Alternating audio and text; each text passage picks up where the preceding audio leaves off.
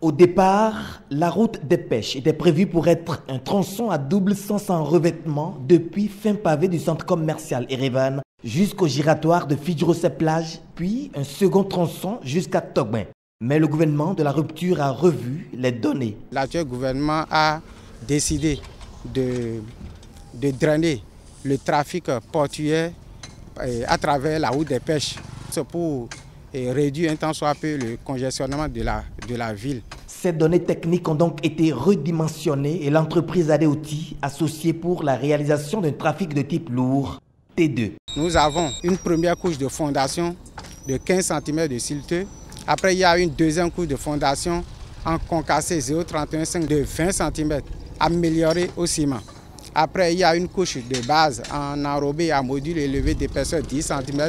Et enfin, la couche de roulement en béton bitumineux à module élevé qui est de 5 cm.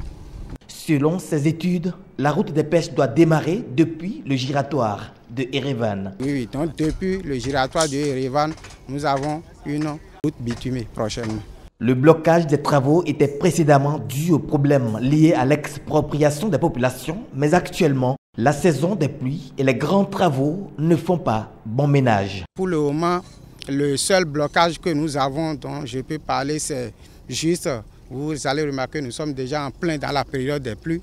Donc cela fait que nous ne pouvons pas encore démarrer les grands travaux, surtout les travaux de terrassement, parce qu'en matière de construction de routes, ce n'est pas souvent aisé d'évoluer dans les travaux de terrassement. Ce n'est pas souvent aisé de le faire pendant la période des pluies.